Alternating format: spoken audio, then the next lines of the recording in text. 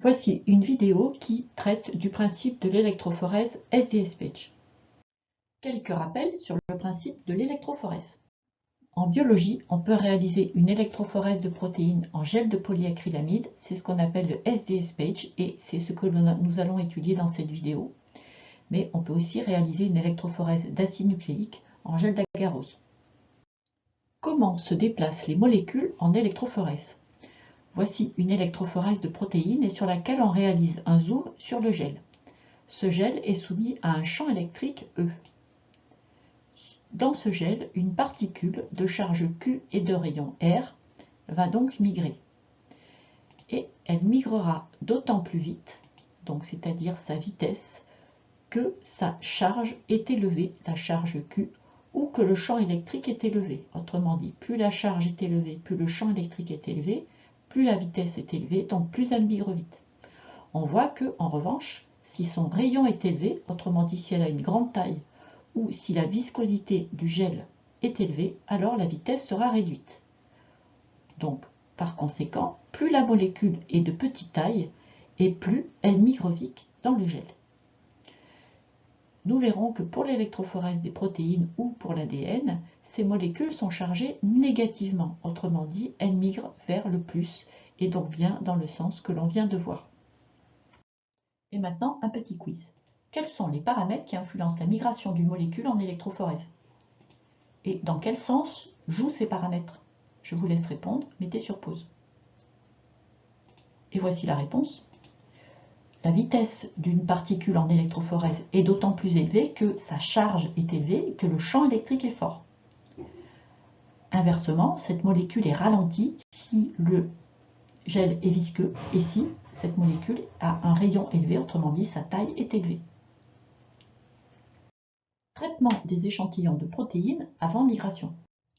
Regardons comment les protéines que l'on dépose dans ce gel d'électrophorèse sont dénaturées en présence d'un détergent qu'on appelle le SDS ou encore sodium dodécylsulfate. Il possède une longue chaîne carbonée uniquement composée de carbone et d'hydrogène et donc cette partie-là est très apolaire. Il possède un pôle négatif et donc polaire. La partie sodium, Na+, est complètement dissociée dans l'eau. On peut donc symboliser la molécule par cette longue chaîne carbonée apolaire et le pôle négatif. Elle est donc amphiphile et en cela, il joue le rôle de détergent. Une protéine, telle que la protéine ACE2 que l'on voit ici, qui est le récepteur, vous vous souvenez, du virus responsable du Covid-19, est dénaturée, comme toutes les autres protéines, en présence de SDS. Pourquoi? Parce que la partie apolaire, donc la longue tige verte du SDS, se fixe sur les résidus apolaires de la molécule et la partie ionique négative reste donc à l'extérieur. La protéine est complètement déroulée, dénaturée, les interactions faibles qui maintenaient la molécule sont complètement déstabilisées. Elle prend alors la forme d'un bâtonnet chargé négativement, comme on le voit ici. Si une molécule plus petite est traitée par du SDS, on observera la même chose et les deux molécules ont alors la même densité de charge, même si le nombre de charges n'est pas égal, ce qui fait que la force d'entraînement est similaire. En revanche, lors de la migration, la molécule la plus petite sera beaucoup moins retenue par le gel, donc elle migrera plus vite. Ainsi, si l'on fait agir du SDS sur cette protéine dimérique, c'est-à-dire formée de deux sous-unités, et qui sont reliées uniquement par des interactions faibles, alors chacune de ces chaînes correspondant à une sous-unité est recouverte de SDS. Elles se séparent bien l'une de l'autre puisque les charges négatives les repoussent et donc c'est suffisant pour déstabiliser les interactions faibles qui les unissaient. Certaines sous-unités peuvent être reliées par des ponts disulfure. C'est le cas de l'insuline qui est à gauche. On voit les deux chaînes de l'insuline reliées par deux ponts disulfure en rouge. Il y a même un pont disulfure à l'intérieur de la chaîne bleue qui est donc un pont à l'intérieur d'une chaîne. Un pont disulfure représente une liaison covalente reliant les deux atomes de soufre appartenant à deux résidus cystéine. Et comme vous voyez à droite, c'est le lysosyme qui lui présente des ponts disulfure mais à l'intérieur d'une même chaîne. Par conséquent, si on traite des échantillons avec un réducteur de pendisulfure, c'est-à-dire ce pendisulfure en présence du réducteur, vous voyez que le pendisulfure à droite est bien réduit, c'est-à-dire que les deux atomes de soufre sont dissociés l'un de l'autre, donc si le pendisulfure est entre deux chaînes, celles-ci sont bien dissociées. Les agents réducteurs de pendisulfure sont les plus utilisés, sont le bêta-mercaptoéthanol et le DTT.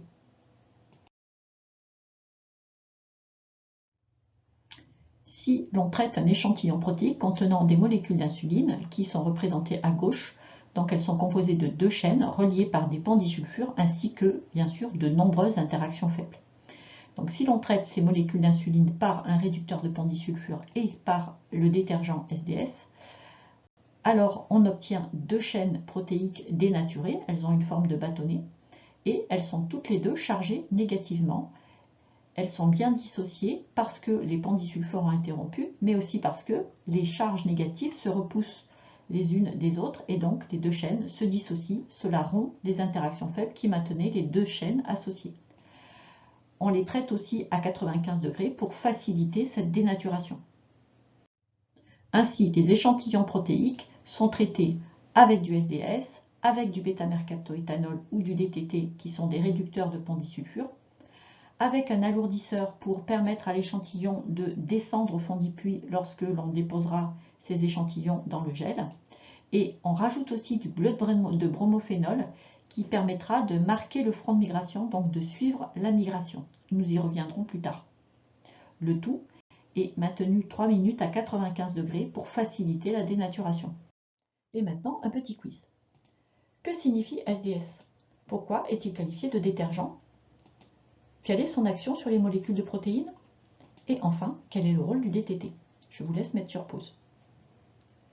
Le temps de réfléchir. Voici les réponses. SDS signifie sodium dodécyl sulfate. Il est qualifié de détergent car c'est une molécule amphiphile ayant un pôle polaire et une partie apolaire.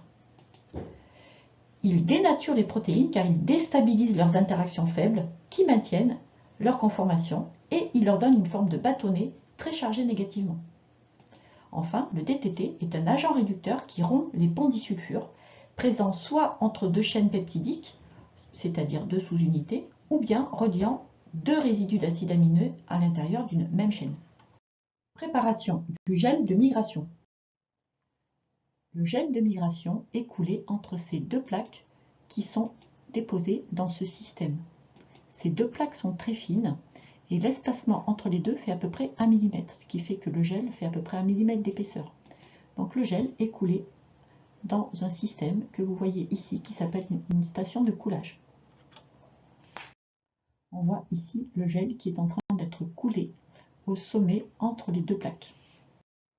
Le gel se coule en deux fois. Un premier gel ici qui s'appelle le gel de migration, puis on change la composition et on coule un second gel, celui-ci, qui s'appelle, nous allons voir pourquoi, le gel de tassement. Et à l'intérieur de ce gel, on insère un peigne qui, une fois retiré, permettra de matérialiser les puits. Pourquoi coule-t-on de gel? Imaginons que l'on vienne de remplir les puits comme ici. Si le gel de tassement, le premier gel, ne jouait pas son rôle, alors l'échantillon migrerait de telle sorte que les bandes soient très larges. Pourquoi? Eh bien parce que la molécule rouge, par exemple, serait répartie dans toute la partie bleue que l'on voit ici. Donc les bandes seraient aussi épaisses que la hauteur du puits. Donc ce ne serait pas du tout satisfaisant.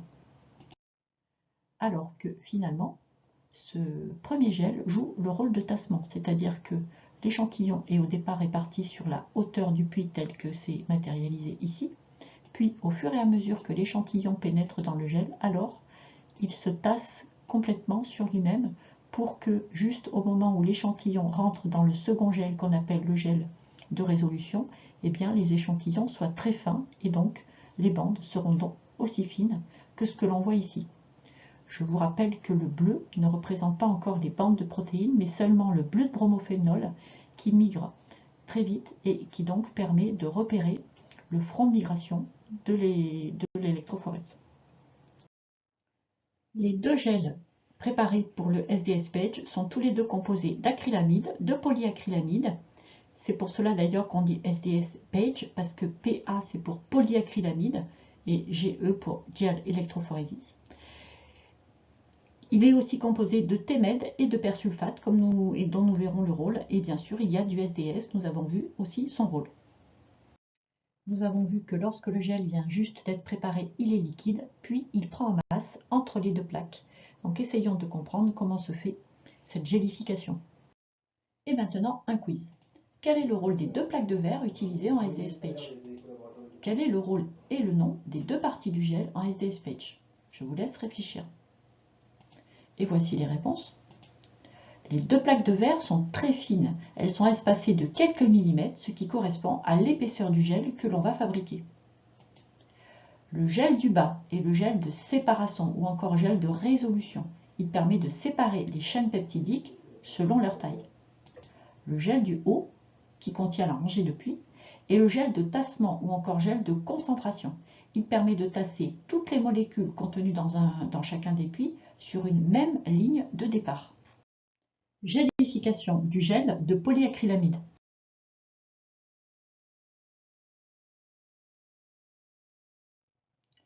La gélification du gel de polyacrylamide se déroule de la façon suivante. Nous avons vu que dans le tube, il faut du TMED, qui est un catalyseur, et du persulfate. L'ion persulfate, en présence du catalyseur, est rapidement transformé en radicosulfate, et comme on le voit, avec présence d'un radical libre très réactif. Ce radical est capable de réagir de façon très réactive avec les doubles liaisons carbone-carbone et s'accrocher sur le premier carbone pour que la molécule qui possédait la double liaison carbone-carbone devienne elle-même un radical libre. On voit bien que parce que cette molécule est à nouveau un radical libre, eh bien, elle peut réagir avec une seconde molécule qui possède une liaison carbone-carbone et à son tour, celle-ci possède un radical libre. C'est ainsi que se déroule la réaction de polymérisation en chaîne, puisque petit à petit, on aura une chaîne de radicaux de polyacrylamide qui au départ étaient séparés. Autrement dit, le TMED est un catalyseur, il accélère la réaction de transformation du persulfate en radicosulfate. Le persulfate, c'est le radical libre initiateur de la polymérisation. Et l'acrylamide, c'est le monomère du polymère que l'on est en train de fabriquer. Si l'on ne fabrique que des polymères d'acrylamide, comme nous venons de le voir, pour créer donc du polyacrylamide, eh bien on va obtenir de longues chaînes d'acrylamide qui sont mobiles les unes par rapport aux autres. Autrement dit, le gel obtenu serait visqueux, fluide et pas encore complètement solide. Pour le solidifier, il faut donc relier ces chaînes entre elles à l'aide d'une molécule qui s'appelle un réticulant. C'est le rôle du bisacrylamide. La molécule de bisacrylamide que voici contient deux doubles liaisons carbone-carbone. Donc le radical libre est capable de s'accrocher sur chacune d'elles et pour ensuite transmettre le radical au carbone qui est à l'extrémité. Ou bien c'est une chaîne qui est naissante, qui elle-même possède un radical libre et qui peut alors s'accrocher au carbone qui est à chacune des extrémités du bisacrylamide. On obtient donc la réaction suivante où on voit que la molécule de bisacrylamide s'est accrochée aux deux chaînes de polyacrylamide et apparaît donc un radical libre à chacune des extrémités. Ce radical est alors capable de reconnaître une double liaison carbone-carbone présente dans une molécule d'acrylamide et donc celle-ci se fixe et donc à nouveau apparition du radical à l'extrémité de la chaîne, etc.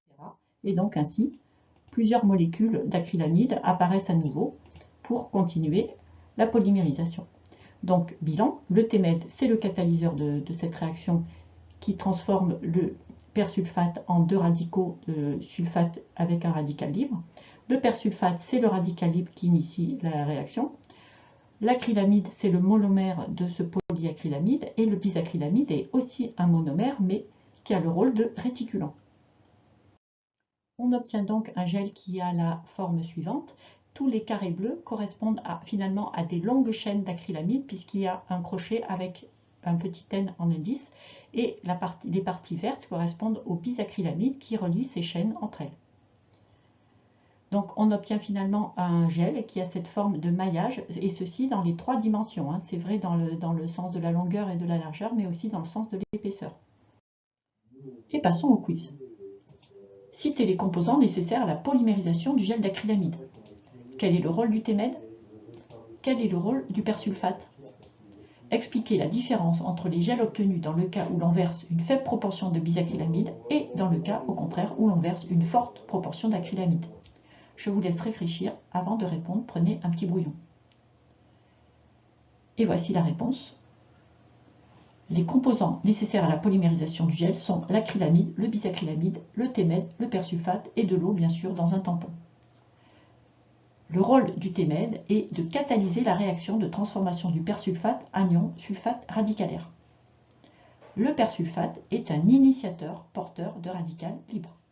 Je vous rappelle qu'il réagit fortement avec les liaisons carbone-carbone, double liaison.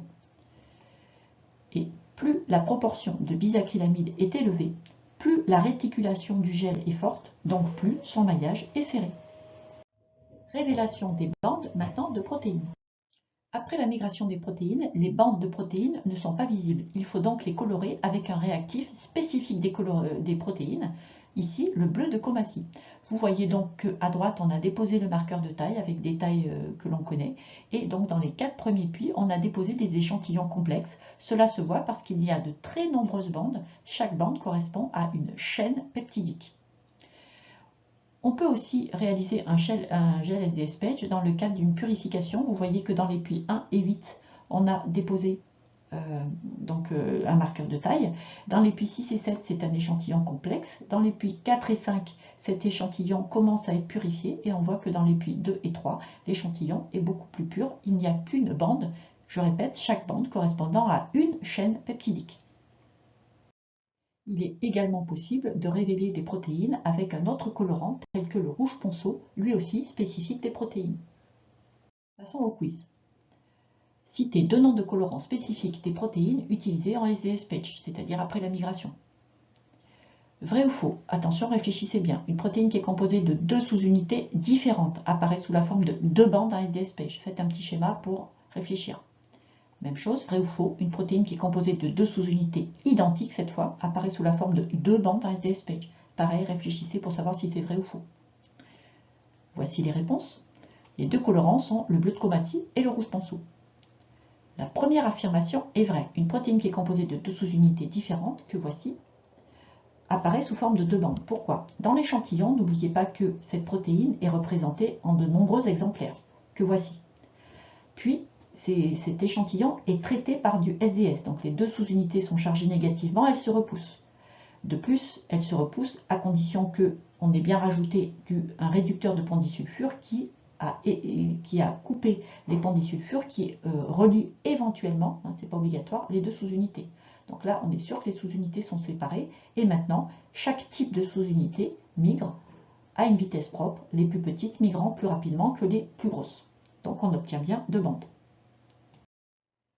Puis, la deuxième affirmation était fausse. Une protéine qui est composée de 2 sous-unités identiques, que voici, ne migre pas sous forme de 2 bandes. Pourquoi? Les 2 sous-unités identiques sont, comme on l'a vu, représentées un grand nombre de fois.